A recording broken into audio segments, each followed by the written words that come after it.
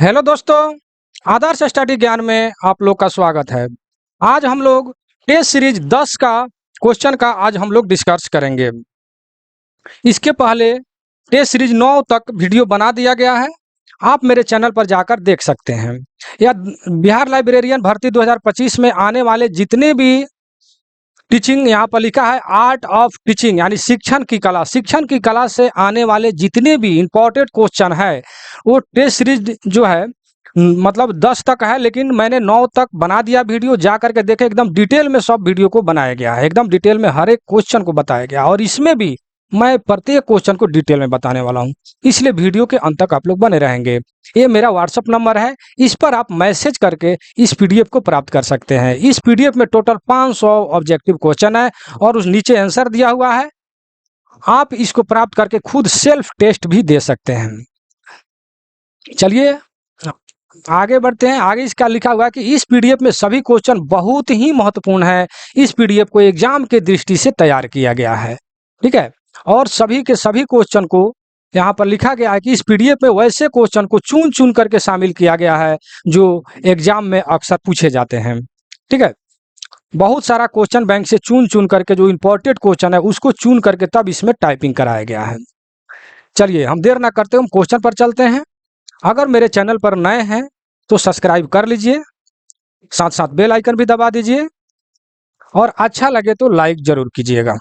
चलिए हम देर ना क्वेश्चन पर चलते हैं। क्वेश्चन में कह रहा है कि एक चिंतनशील प्रक्रिया के रूप में शिक्षण का विचार किस शिक्षा शास्त्री से जुड़ा हुआ है। किस शिक्षा शास्त्री यानी लेखक का नाम पूछ रहा है कि शिक्षा शास्त्री से जुड़ा हुआ है क्या चीज, चिंतनशील प्रक्रिया के रूप में शिक्षण, ठीक है। तो ये जो है डेवी के जो है लेखक का नाम है डेवी, इनसे यह जुड़ा हुआ है, ठीक है। नेक्स्ट क्वेश्चन पर चलते हैं। लिखा है कि स्कैफोल्डिंग सर्वप्रथम प्रयोग किसने किया।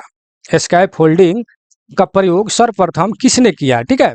तो पहले हम जानेंगे कि स्कैफोल्डिंग जो है क्या होता है। तो शिक्षा में एक ऐसी प्रक्रिया है, शिक्षा के क्षेत्र में स्कैफोल्डिंग जो है एक ऐसी प्रक्रिया है जिसमें शिक्षक अपने छात्रों को नई चीजें सिखाने में मदद करने के लिए अस्थायी सहायता प्रदान करते हैं। कैसा सहायता प्रदान करते हैं, अस्थायी।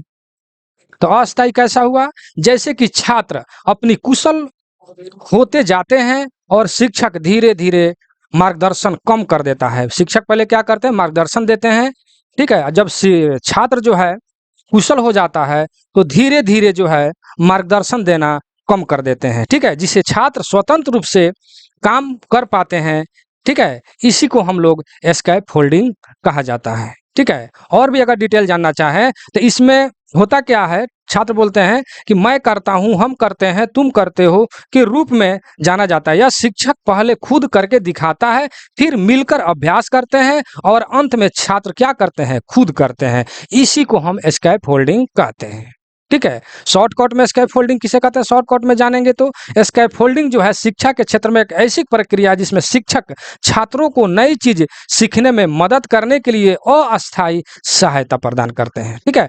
तो वहीं का है स्कैफोल्डिंग का सर्वप्रथम प्रयोग जो है किसने किया है, तो ये ब्रूनर ने किया है। किसने किया है, ब्रूनर ने। ए नंबर इसका ऑप्शन हो जाएगा, ठीक है। चलिए नेक्स्ट क्वेश्चन पर चलते हैं। क्वेश्चन नंबर 3 पर कह रहा है लाइब्रेरियन द्वारा छात्रों को स्वयं सूचना खोजने के लिए प्रेरित करना किस अधिगम का उदाहरण है। किस अधिगम का उदाहरण है, ठीक है। तो ये है रचनावादी अधिगम। कौन सा है, रचनावादी अधिगम, ठीक है। तो ये सवाल पहले उठता है कि रचनावादी, पहले ये जानिए कि अधिगम, यहाँ पर अधिगम है, अधिगम का अर्थ होता है ज्ञान प्राप्त करना, सीखना, समझना, ठीक है।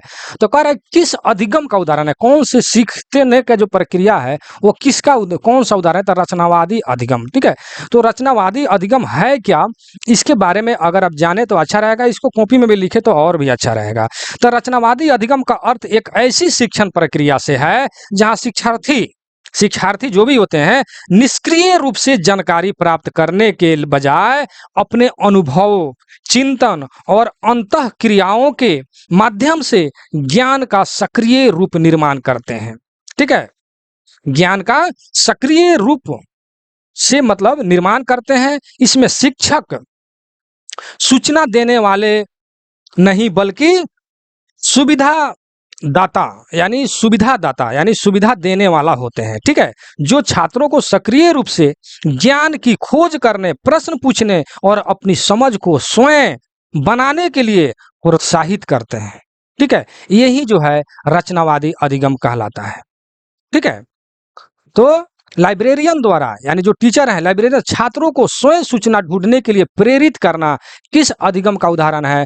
रचनावादी अधिगम। ठीक है, अर्थात अपने मतलब अनुभव चिंतन जो भी कुछ है खुद के मतलब अनुभव करके और उसको रचना करके सीखें। ठीक है, यही रचनावादी अधिगम कहलाता है। डिटेल में हमने आपको बताया है, वीडियो को रोक करके उसको लिख करके याद करें तो और भी अच्छा रहेगा। चलिए 4 नंबर में क्या करें कि मूलभूत प्रेरणा किस स्थिति से में उत्पन्न होता है? ठीक है, किस स्थिति में उत्पन्न होता है मूलभूत प्रेरणा? ठीक है, तो ये जो है आपको आंतरिक रुचि और संतोष के लिए, आंतरिक रुचि और संतोष के लिए मूलभूत प्रेरणा, मूलभूत मतलब खुद के अंदर, प्रेरणा मतलब कि उत्साहित जागरूक की स्थिति में उत्पन्न कब होती है? जब आंतरिक रुचि अंदर से जब आपका रुचि होगा और संतोष होगा तब जाकर के मूलभूत प्रेरणा आपको मिलेगा। ठीक है, या मूलभूत प्रेरणा कीजिएगा तो आपका आंतरिक रुचि बढ़ेगा, संतोष पैदा होगा। ठीक है, इसलिए इसका आंसर जो है सी हो जाएगा 4 नंबर का। 5 नंबर में क्या कह रहा है? करके सीखना। करके सीखना का सिद्धांत किसने दिया? तो जॉन डेवी ने दिया है। ठीक है, करके सीखना किसने दिया है? तो ए नंबर में जो देख रहे हैं जॉन डेवी ने दिया है करके सीखना। कोई भी चीज अगर खुद करके अगर हम सीखते हैं, ठीक है, तो उसमें ज्यादा फायदा होता है क्योंकि वो प्रेडिकली हो जाता है। ठीक है, वो क्या होता है? प्रेडिकली हो जाता है। नेक्स्ट क्वेश्चन पर चलते हैं। क्वेश्चन नंबर 6 कह रहा है कि अनुभवात्मक शिक्षा के अनुसार सबसे प्रभावी अधिगम क्या होता है? अनुभवात्मक अगर शिक्षा करें उसमें सबसे प्रभावी होता क्या है? तो प्रत्यक्ष अनुभव से, अगर कोई भी चीज अनुभवात्मक शिक्षा कर रहे हैं, अनुभव करके तब उसका शिक्षा प्राप्त कर रहे हैं तो सबसे प्रभावी क्या होगा? तो प्रत्यक्ष अनुभव। ठीक है, जो भी अनुभव करके जब सीखेंगे तो प्रत्यक्ष अनुभव होगा। ठीक है ना, यानी सामने। ठीक है, इसका आंसर बी नंबर हो जाएगा। ठीक है, 7 का क्या है कि लाइब्रेरियन द्वारा छात्रों को अपनी सीख को डिजिटल माध्यम से प्रदर्शित करने को कहा जाए तो यह क्या कहलाएगा? अगर डिजिटल माध्यम से, ठीक है, अपने सीख को अगर प्रदर्शित करते हैं, डिजिटल का मतलब समझ रहे हैं ना, मोबाइल लैपटॉप मतलब कि ऑनलाइन। ठीक है ना, प्रदर्शित अगर करने को कहा जाए तो यह क्या कहलाता है? यह क्वेश्चन आपसे कह रहा है। तो ई पोर्टफोलियो, इसको कहते हैं हम ई पोर्टफोलियो। ई पोर्टफोलियो में क्या होता है कि छात्र जो है अपने सीख को डिजिटल माध्यम से मतलब प्रदर्शित करते हैं अपने सहपाठी के पास, साथ या अपने टीचर या जो भी कुछ है, अपने जो भी दोस्त है उस सबके साथ में जो है डिजिटल जो भी सीखते हैं उसको प्रदर्शित करते हैं। किसमें? ई पोर्टफोलियो में। इसका आंसर जो है बी नंबर हो जाएगा। ठीक है, इसको ध्यान में रखेंगे। आगे बढ़ते हैं नेक्स्ट क्वेश्चन पर। कह रहा है कि आलोचनात्मक शिक्षण शास्त्र का उद्देश्य क्या होता है? देखिए पहले आलोचना का मतलब होता है तुलना करना, आलोचना करना, तुलना करना, यानी एक दूसरे को मतलब कि बड़ा छोटा कम बेसी, ठीक है, अच्छा बुरा का मतलब कि स्पष्ट प्रदर्शित करना, कहना, यही सब जो है आलोचना कहलाता है, यानी तुलना करना। तो तुलनात्मक अगर शिक्षा शास्त्र अगर दे रहे हैं तो उसका मतलब उद्देश्य क्या होता है? यह क्वेश्चन आपसे कर रहा है। ठीक है, तो ये होता है सामाजिक अन्याय को चुनौती देना।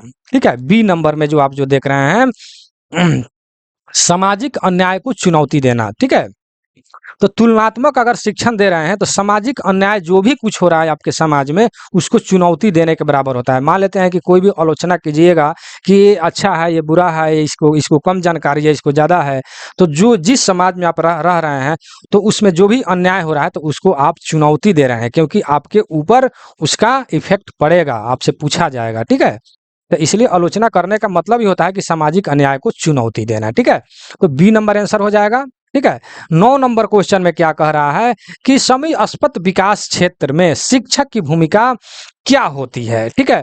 तो इसमें सहायक और मार्गदर्शक, ठीक है। समयस्पत विकास क्षेत्र में क्या होता है, शिक्षक सहायक करते हैं, मतलब ये क्वेश्चन लाइब्रेरियन का है, तो लाइब्रेरियन का अगर हम उदाहरण ले लें तो लाइब्रेरियन में छात्र को जो है किताब ढूंढ कर देते हैं, पढ़ने का तरीका बताते हैं, समूह जो होता है ग्रुप में जो पढ़ाई करते हैं उसको इंगित करते हैं कि इस ग्रुप में आप पढ़ाई करें, ठीक है। इस तरह सहायता भी करते हैं और पढ़ने के लिए मार्गदर्शन भी देते हैं, मार्गदर्शन कैसे पढ़ना है, किस तरीका से पढ़ना है, ठीक है ना।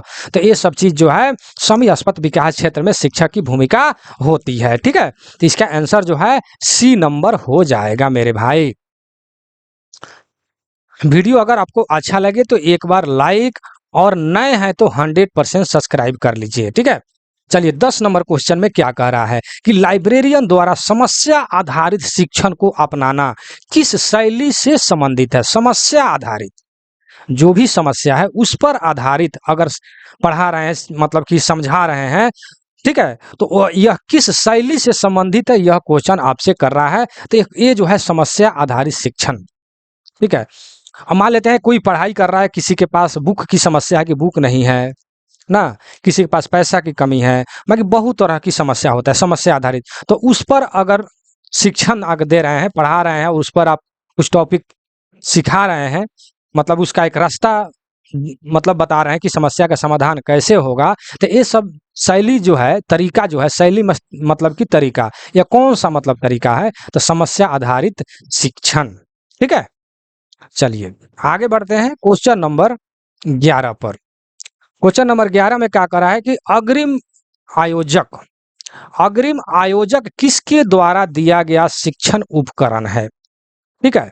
अग्रिम आयोजक, ठीक है, किसके द्वारा यह दिया गया है, तो ऑसुवेल, ठीक है, ऑसुवेल के द्वारा यह शिक्षण दिया गया है, अग्रिम आयोजक, ठीक है।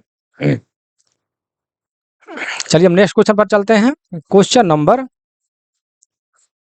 12 अर्थात 12 नंबर क्वेश्चन पर। क्वेश्चन नंबर 12 में क्या कह रहा है कि शिक्षण के परिणाम, देखिए परिणाम का मतलब होता है रिजल्ट, शिक्षण जो भी आप टीचिंग कर रहे हैं उसका रिजल्ट मापने का सबसे सटीक तरीका क्या है, ठीक है। क्या तरीका है, जो भी आप शिक्षा दे रहे हैं उसका मापने का सही तरीका क्या है, तो प्रदर्शन आधारित मूल्यांकन, प्रदर्शन आधारित मूल्यांकन, ठीक है। तो जो भी आप शिक्षण अगर दे रहे हैं उसका जब मूल्यांकन का अर्थ होता है मापना, परखना, जांचना, ठीक है।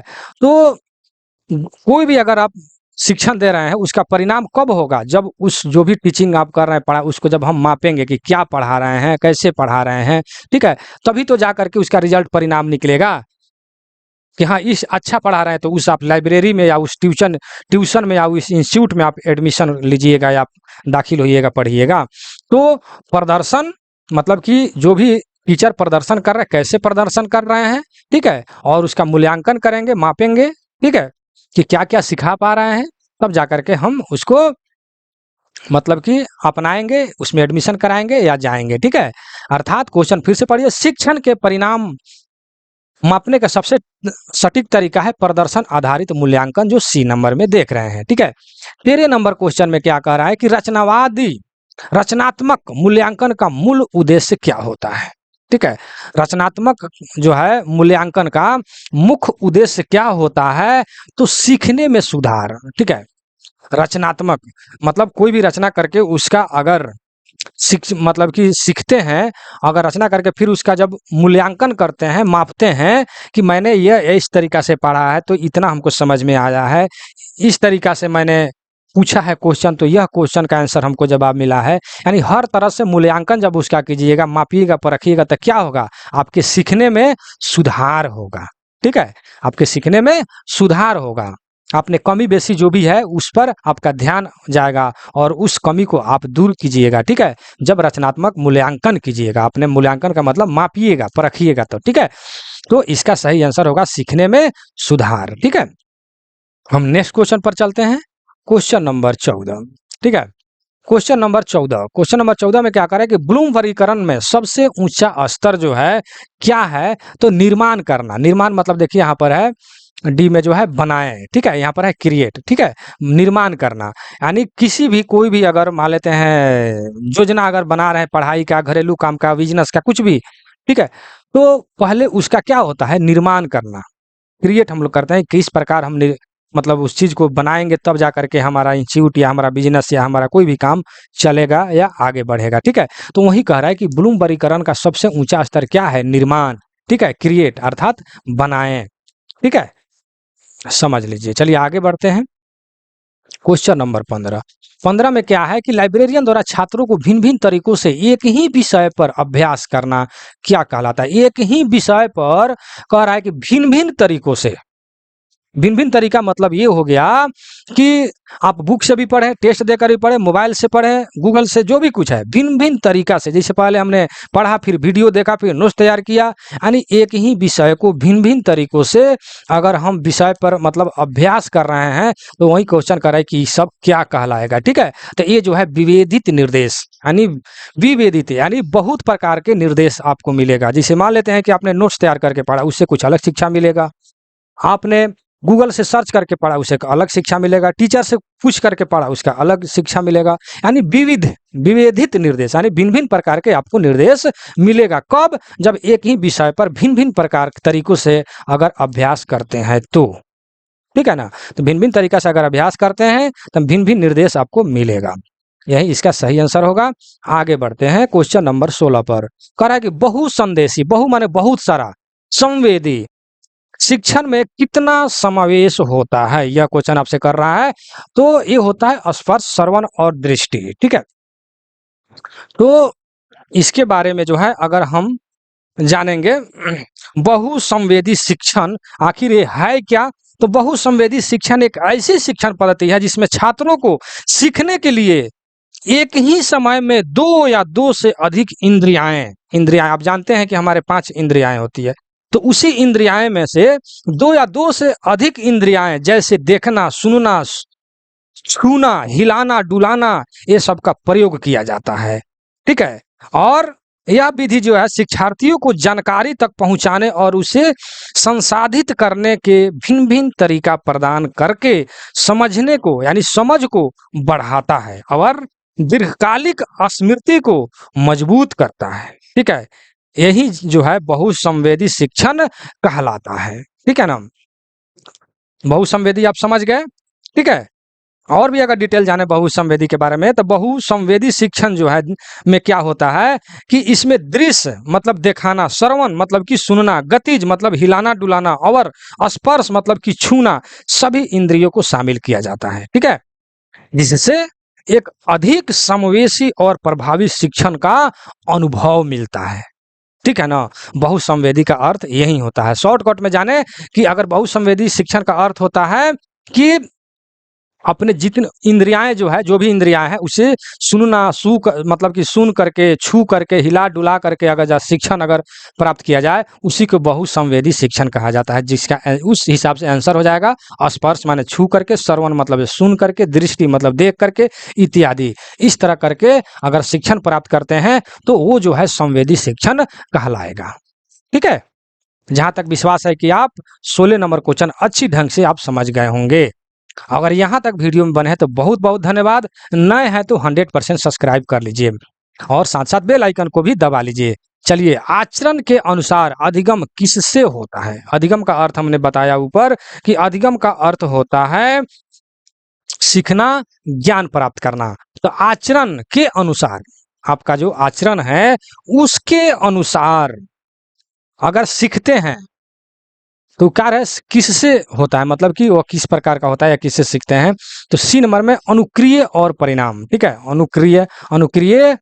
अनुक्रिया और परिणाम। ठीक है, तो आचरण के हिसाब से अगर अधिगम अगर सीखते हैं जो भी कुछ है तो उससे अनुक्रिया और परिणाम जो है सही निकलेगा। ठीक है, चलिए सी नंबर इसका आंसर हो गया। Question number 18। ठीक है, 18 में क्या करें कि लाइब्रेरियन अगर छात्रों से चर्चा द्वारा सीखने को प्रोत्साहित करे तो यह कौन सी विधि है? चर्चा द्वारा, यानी एक दूसरे से छात्र जो चर्चा करते हैं उस पर आधारित, मतलब प्रोत्साहित करें, मतलब बोलें, उत्साहित करें कि इस टाइप से आप शिक्षण प्राप्त कीजिए, तो वही कह रहा है कि कौन सी विधि कहलाएगा। ठीक है, तो ये जो है आपको समूह चर्चा विधि कहलाएगा। ठीक है, लाइब्रेरियन द्वारा अगर छात्रों से चर्चा द्वारा सीखने। चर्चा कहाँ कीजिएगा? जब एक से अधिक आदमी होगा। जब एक से अधिक आदमी होगा अर्थात जब समूह होगा तभी तो चर्चा कीजिएगा। तो उसके द्वारा सीखने का अगर प्रोत्साहित करते हैं तो कौन सी विधि है? समूह चर्चा, यानी समूह में चर्चा करना। ठीक है, नेक्स्ट क्वेश्चन हो गया। क्वेश्चन नंबर 19 में क्या कर रहा है कि पूछताछ आधारित शिक्षा में शिक्षक की भूमिका क्या होती है। ठीक है, तो पूछताछ में क्या होगा? प्रश्न पूछा जाएगा और प्रश्न पूछने के बाद में जो उसका आंसर होगा उस पर मार्गदर्शन दिया जाएगा। मार्गदर्शन किया जाएगा कि इस टाइप से इसका आंसर होगा या इस टाइप से प्रश्न पूछा जाएगा, जो भी कुछ है। ठीक है, तो पूछताछ आधारित शिक्षण में जो क्या होता है, प्रश्न पूछा जाता है और उसका मार्गदर्शन दिया जाता है। ठीक है, 20 नंबर क्वेश्चन में क्या है कि सीखने के रूप में मूल्यांकन, सीखने के रूप में मूल्यांकन का मुख्य केंद्र क्या होता है। ठीक है, तो छात्र की आत्मनिरीक्षण क्षमता। ठीक है, सीखने के रूप में आप सीख भी रहे हैं और उसमें मूल्यांकन भी कर रहे हैं।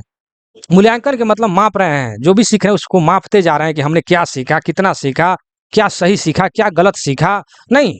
ठीक है ना, तो जब सीखने के रूप में जब सीख रहे हैं उसमें मूल्यांकन करने का मुख्य केंद्र क्या होता है? तो छात्र की आत्मनिरीक्षण की क्षमता।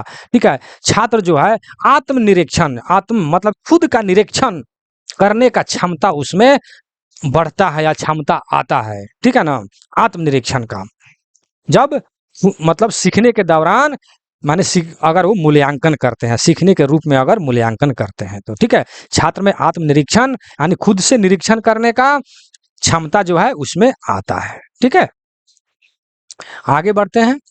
Question number 21। ठीक है, क्वेश्चन नंबर 21 में क्या कह रहा है कि लाइब्रेरियन द्वारा छात्रों को पढ़ाई के साथ साथ भावनात्मक समर्थन देना कौन सा दृष्टिकोण का उदाहरण है? क्या कह रहा है? छात्रों को पढ़ाई के साथ साथ भावनात्मक शिक्षण का समर्थन जो भी कुछ करना, ये क्या चीज का जो है उदाहरण है? तो ये जो है आपका भावनात्मक का नाम ही है कि भावनात्मक शिक्षण देना, तो भावनात्मक ही होगा। इसका आंसर बी नंबर हो जाएगा।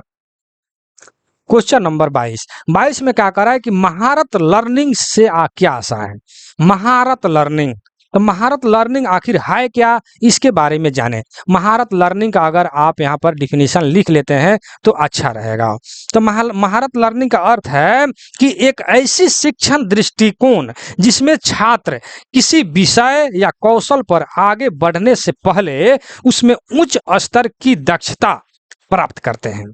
ठीक है, किसी भी विषय या कौशल पर आगे बढ़ने से पहले उसमें उच्च दक्षता प्राप्त करते हैं। ठीक है, और उसमें विषय वस्तु की छोटी छोटी इकाइयों में बांटा जाता है और प्रत्येक छात्र को व्यक्तिगत सहायता और मूल्यांकन के माध्यम से अवधारणाओं में महारत हासिल करने के लिए पर्याप्त समय और अवसर दिए जाते हैं।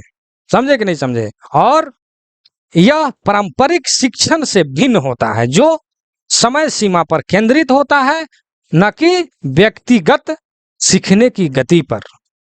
ठीक है, तो ये हुआ महारत लर्निंग। महारत लर्निंग में क्या होता है? किसी भी विषय या कौशल पर आगे बढ़ने के लिए पहले उसमें उच्च स्तर की दक्षता प्राप्त करना होता है। समझे कि नहीं समय? तो यही जो है महारत लर्निंग कहलाता है। जो भी मैंने इसका डिफिनेशन बोला, इसको वीडियो को रोक करके सुन करके लिख करके तब इसको अगर याद करते हैं तो और भी ज्यादा बेहतर होगा। तो इस हिसाब से इसका आंसर 22 का ए नंबर हो जाएगा, कोई भी असफल नहीं।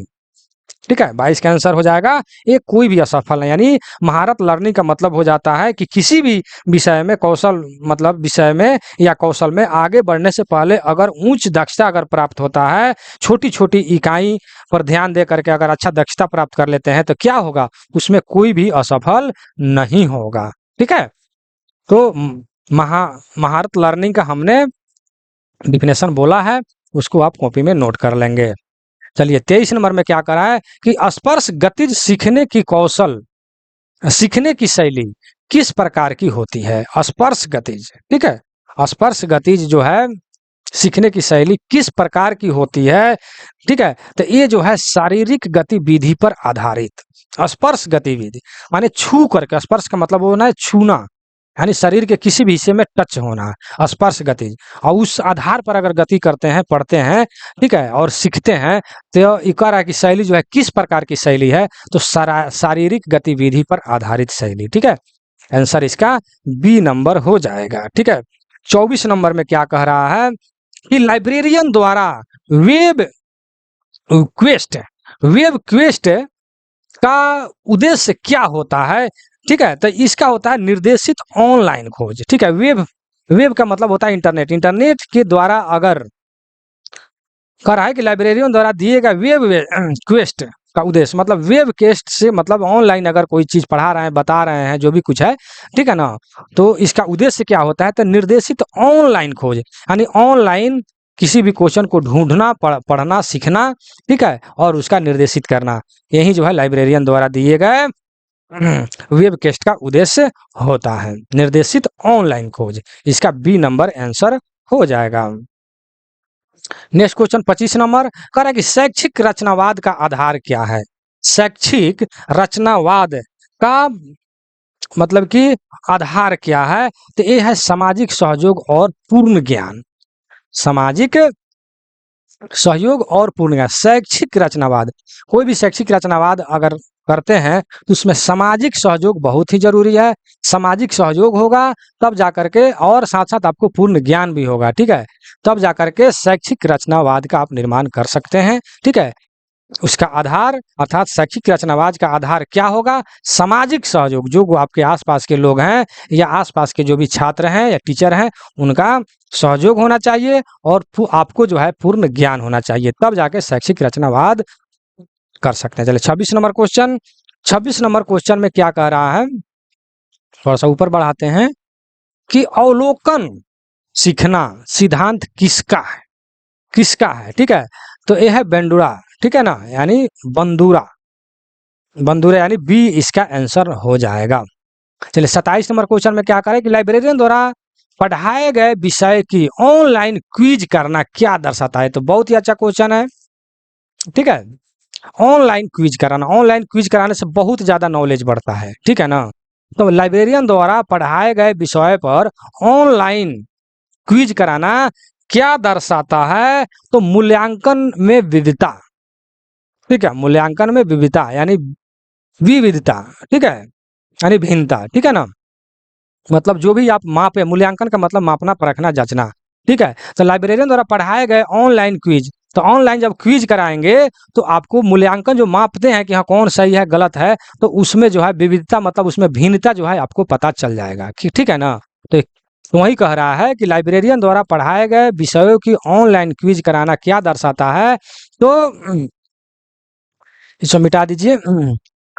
इसमें क्या मतलब दर्शाता है, तो मूल्यांकन में विविधता, यही इसका सही आंसर हो जाएगा। 28 नंबर में क्या कह रहा है कि सिखाकर सीखना विधि में छात्र की भूमिका क्या होता है।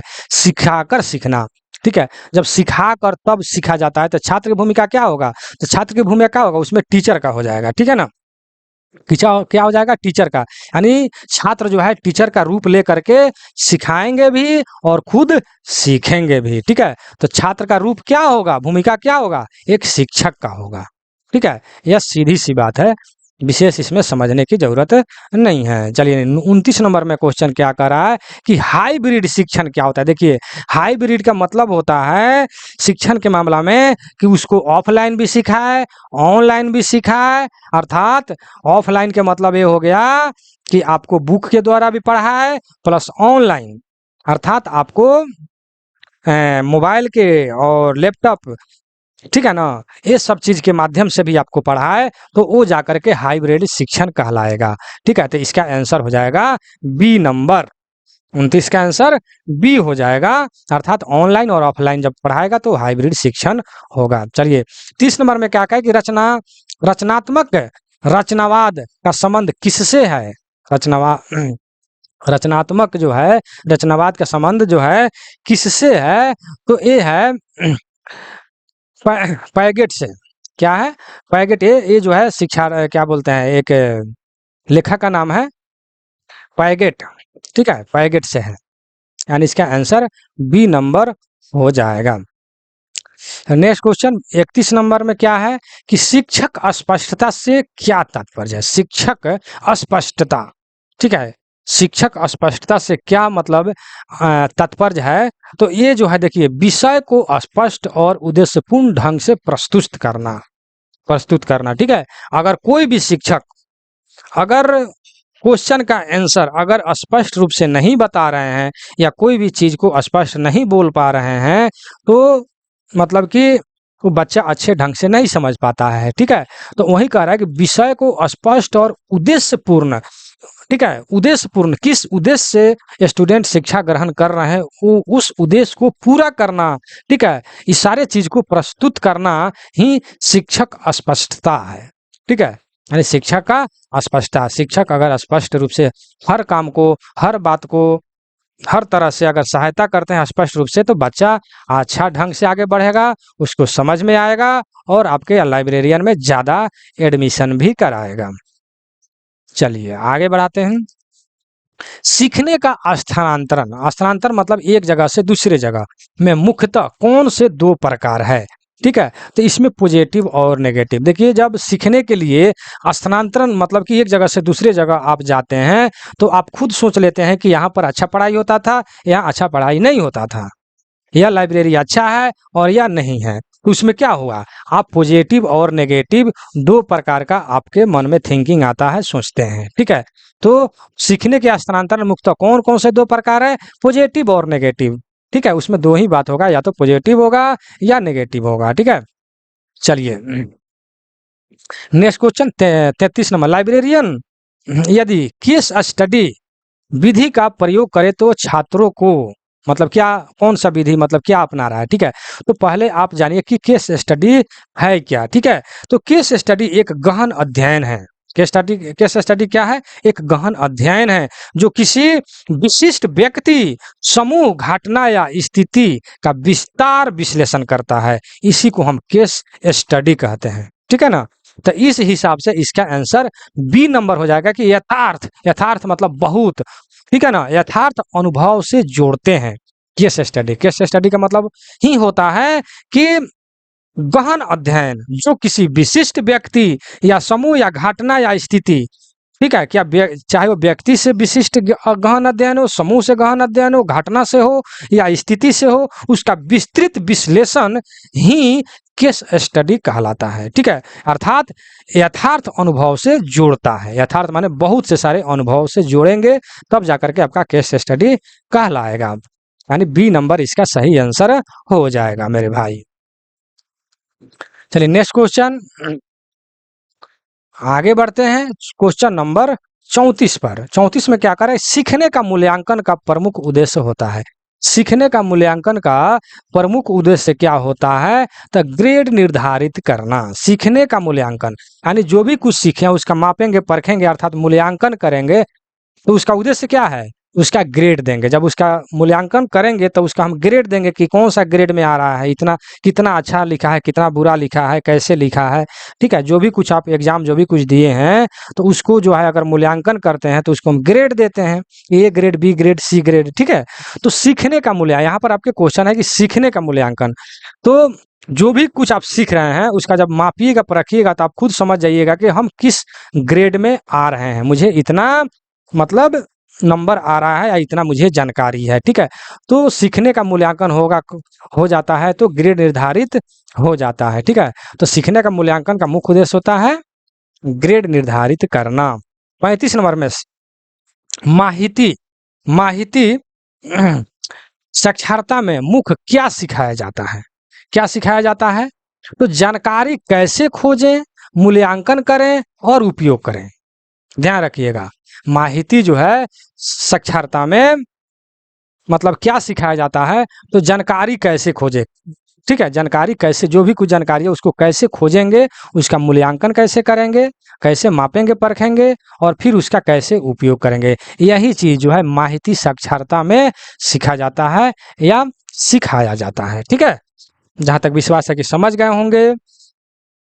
आगे बढ़ते हैं, क्वेश्चन नंबर 36। 36 में क्या करें कि सुकराती पद्धति की प्रमुख विशेषता क्या है। सुकराती पद्धति का मुख्य विशेषता क्या है, तो प्रश्नोत्तर शैली। इसका सही आंसर जो है बी नंबर हो जाएगा, प्रश्नोत्तर शैली। सुकराती पद्धति में जो है जो भी प्रश्नोत्तर, प्रश्न उत्तर यानी प्रश्नोत्तर यानी जो भी प्रश्न उत्तर आपने सीखा, पढ़ा, लिखा, जो भी कुछ है उसका शैली जो है यानी तरीका जो है सही है या नहीं है, या सही ढंग से लिखें, यही जो है सुकराती पद्धति कहलाता है।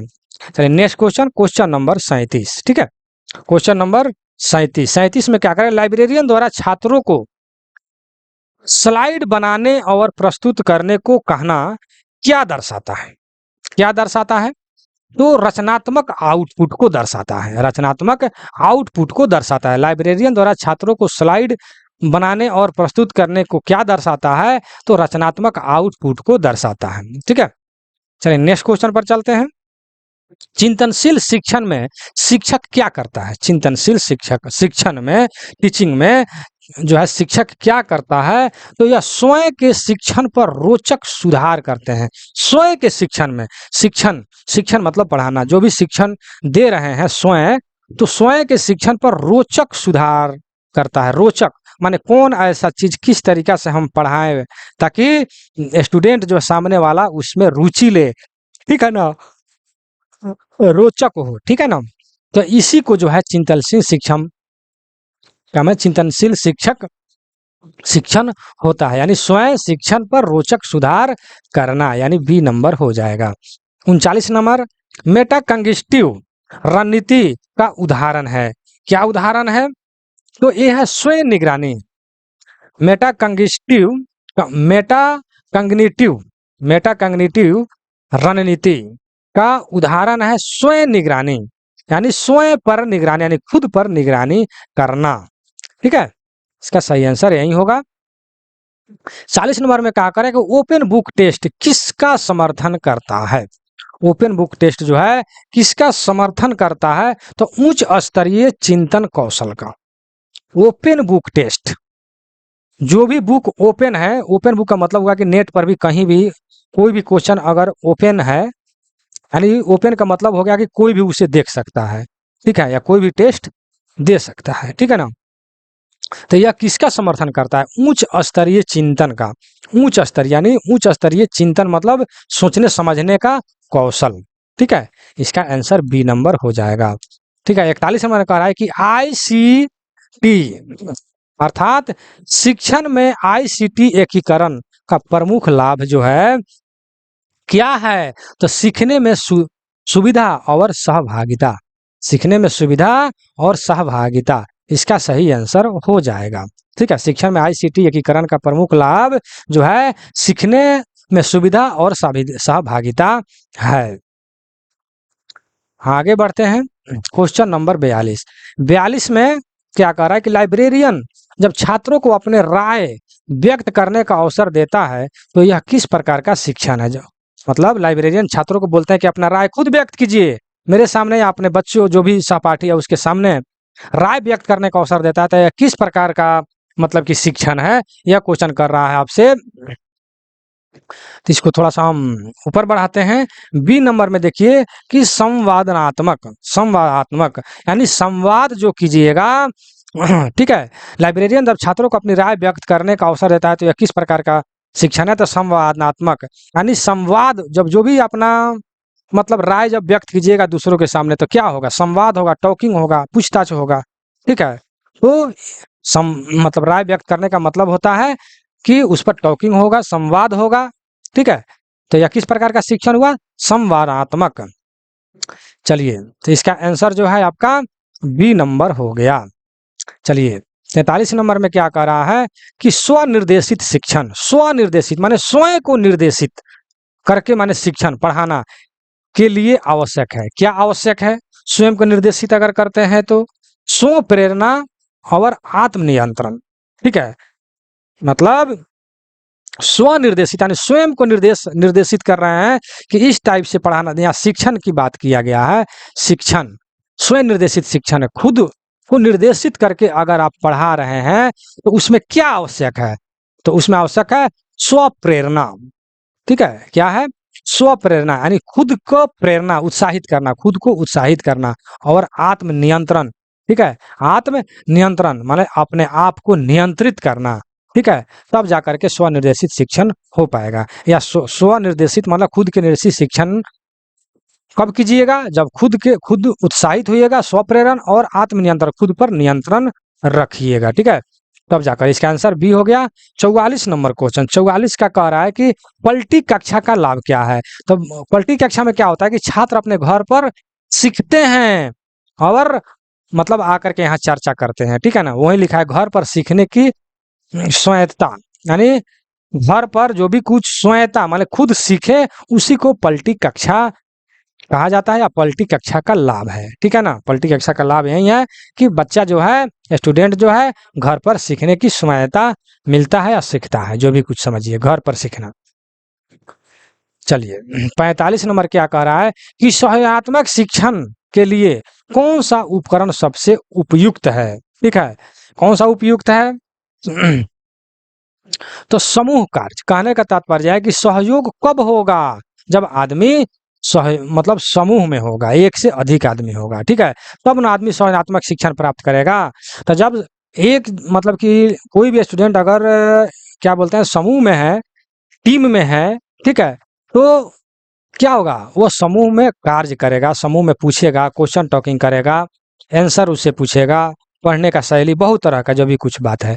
तो सहयोगात्मक क्या हुआ, सहयोगात्मक शिक्षण हुआ जब हम टॉकिंग करके समूह में जब कार्य करेंगे तो, ठीक है। इसका आंसर जो है बी नंबर हो जाएगा।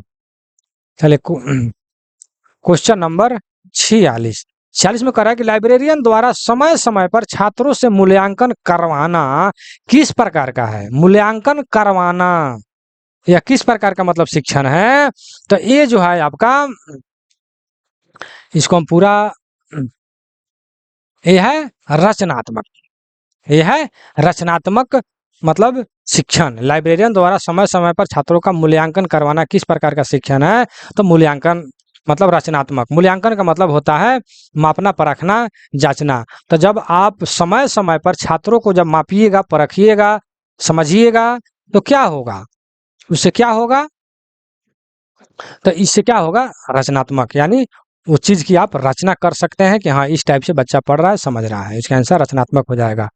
चलिए 47, MOOCS का पूरा यानी इसका फुल फॉर्म जो है पूछ रहा है, ठीक है। तो मैसिव ओपन ऑनलाइन कोर्स, ठीक है, मैसिव ओपन ऑनलाइन कोर्स इसका फुल फॉर्म जो है हो जाएगा, आप लिख लीजिएगा। 48 नंबर, रचनात्मक प्रक्रिया प्रतिक्रिया का गुण है। रचनात्मक प्रतिक्रिया का गुण जो है क्या है, तो सुधार की दिशा देना, सुधार की दिशा देना, यानी रचनात्मक अगर प्रति फीडबैक मतलब प्रतिक्रिया अगर कर रहे हैं तो आपके पढ़ाई लिखाई या कोई भी अगर काम कर रहे हैं तो उसमें सुधार होगा, अर्थात सुधार की दिशा देना, ठीक है। इसका बी नंबर आंसर हो जाएगा। चलिए आगे बढ़ते हैं। क्वेश्चन नंबर 49, 49 में कह रहा है सीखने का सिद्धांत को पढ़ने का उद्देश्य है। सीखने के सिद्धांत को पढ़ने का उद्देश्य, कितना अच्छा क्वेश्चन है, ठीक है ना। सीखने के सिद्धांत को पढ़ने का उद्देश्य है आपका शिक्षण अधिगम प्रक्रिया को समझना, ठीक है, शिक्षण अधिगम प्रक्रिया को समझना।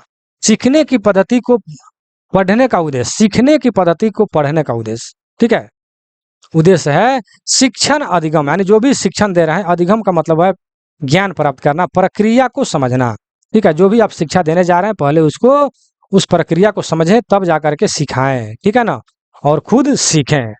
वही कह रहा है सीखने की पद्धति में पद्धति को बढ़ाने का पढ़ने का उद्देश्य है जो शिक्षण अधिगम प्रक्रिया को समझना। इसका आंसर जो है बी नंबर हो जाएगा। नेक्स्ट क्वेश्चन, क्वेश्चन नंबर 50, 50 में कहा रहा है कि लाइब्रेरियन छात्रों को संसाधन चुनने, समझने और प्रयोग करने के लिए सिखाते हैं। यह क्या दर्शाता है, क्या दर्शाता है, तो सूचना साक्षरता को दर्शाता है। किसको दर्शाता है, सूचना साक्षरता को दर्शाता है, अर्थात इसका बी नंबर आंसर हो जाएगा। लाइब्रेरियन छात्रों को संसाधन चुनने, समझने और प्रयोग करने के लिए सिखाते हैं। यह दर्शाता है कि लाइब्रेरियन जो है सूचना साक्षरता का प्रयोग कर रहे हैं, ठीक है। तो मैं यही कहना चाहूंगा कि यहाँ पर आपका 50 क्वेश्चन जो है कंप्लीट होता है, ठीक है, और जितना हमने पढ़ाया उसका आंसर जो है नीचे यहाँ पर दिया हुआ है।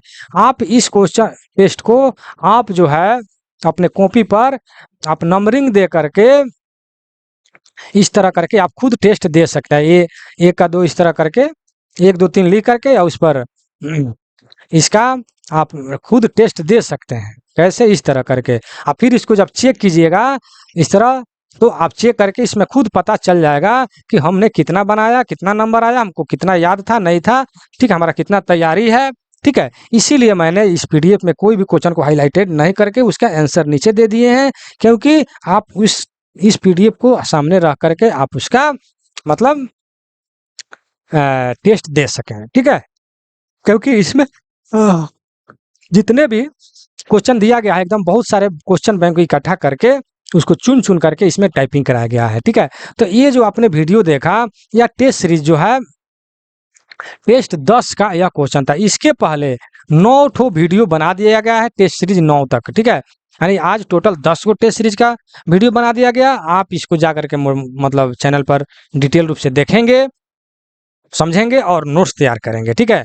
अब अगले दिन जो है लाइब्रेरियन का दूसरा चैप्टर शुरू करेंगे, ठीक है। ये जो है आप आर्ट ऑफ टीचिंग यानी शिक्षण की कला से 10 सेट हमने आपके सामने रखा, कंप्लीट कर दिया। अगले दिन से दूसरे मतलब की टॉपिक पर चर्चा हम करेंगे, ठीक है। अगर इस पीडीएफ को आपको प्राप्त करना चाहते हैं तो मेरा व्हाट्सएप नंबर है 96 93 57 14 26। इस पर आप मैसेज करके इस पीडीएफ को प्राप्त कर सकते हैं, ठीक है। या अगर आपके कोई दोस्त अगर वो ऑलरेडी रेल कर्मचारी है तो उसके लिए आप मेरा एक चैनल है LDC railway tech and mathematics, उस पर आप जा करके आप एलडीसी जेईई डब्ल्यूएमएमई एडीएमई के लिए आप पीडीएफ ले सकते हैं, टेस्ट सीरीज में भाग ले सकते हैं और अच्छे से अच्छे तैयारी कर सकते हैं। उसका लिंक मैं डिस्क्रिप्शन में दे दूंगा, आप वहां पर टच करके आप उस पर जा सकते हैं। तो चलिए मैं अपने वीडियो को समाप्त करता हूं। यह वीडियो कैसा लगा कमेंट सेक्शन में जरूर लिखिएगा, ठीक है। और नए हैं यहाँ तक बने हैं तो 100% इसको सब्सक्राइब कर लीजिए। चलिए मैं अपने वीडियो को समाप्त करता हूँ। जय हिंद, जय भारत।